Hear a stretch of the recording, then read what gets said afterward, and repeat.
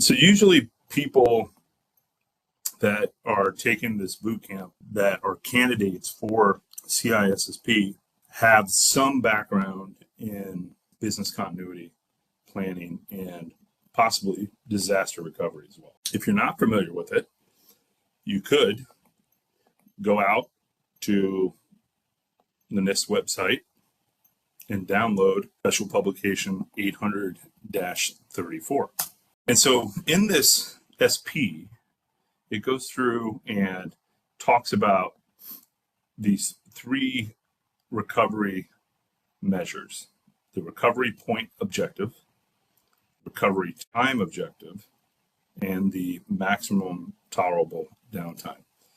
And how apropos for us to talk about this when, as an instructor, I had some technical difficulties right there. And, being able to figure out what's the maximum tolerable downtime, how quickly we can recover, and at what point do we go out of business, not necessarily for the purposes of the CISSP bootcamp, but for an organization, is super important. So let's go through and look at these real quick. All right, so the first thing we're going to talk about is this RPO. Down here on the timeline, down at the bottom of the screen, you see normal operations, and that goes from left to right. And the last backup, let's say that last backup was at 0800. So that last backup this morning ran at 8 o'clock, and immediately right after we ran the backup, there was a disruption in service. And so that disruption in service lasted 2 hours. And for our purposes, 2 hours, for a small business, we probably wouldn't lose too much. But for a transactional business, if the last backup was at 8, and let's say the stock market opened, or Amazon went down at 8 and they didn't come back up till 10, how many millions of dollars would be lost in not being able to keep or sustain business operations? And so the last time, in this particular case, that stuff was backed up would be 8 o'clock.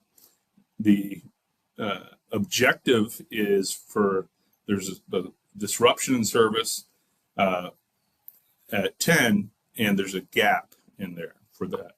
There's a gap in there for 2 hours in this particular case. And so the objective for us would be to try to move that as close to zero lost or zero time lost as the RPO.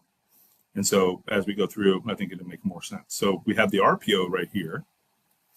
And next we have this RTO, the recovery time objective. So the last, in the same scenario here, normal operations down the bottom, and time goes from left to right. The last backup was, let's say, at 8 o'clock in the morning. There was a service disruption at 10 o'clock, let's say, based off of the last time we talked about it, right? 10 o'clock, yep. And then it takes us a while to actually restore those backups from 8 o'clock.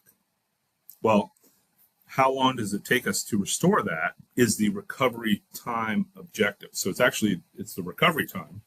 And we're trying to spend money and train people to expert level deliver as quickly as possible services for availability. That comes into play with the RTO. So it's the time needed to restore hardware, services, applications, and data. Look at this right here. The MAD. What a great acronym, right? Maximum allowable downtime. Sometimes you'll hear it called that as opposed to the RTO, but typically for purposes of the ISC2 exam, it's the RTO. So then there's also this maximum tolerable downtime, which is just like the name kind of implies. How long before it starts having a negative impact. Let's talk about small business. How about a flower shop? How long could they be down before they would go out of business, or before it would negatively impact their business operations? What do you guys think? And is it a point of sale system that's down? Point of sale. So it's, they have alternatives. They can take cash, so they may be able to mitigate the risk of that downtime. Yeah, they can take cash. If the point of sale is not operational, is it an internet issue? Is it an internet issue, or is it the point of sale system? If it's an internet issue, we could potentially tether the phone to the point of sale system. But if it's the point of sale system, we might be down for an extended period of time. And so if you have friends that have small businesses, next time you're meeting with them, I know it sounds dorky, but talk to them if they've ever thought about that. We have a large day spa that is our client, and they've been our client for years.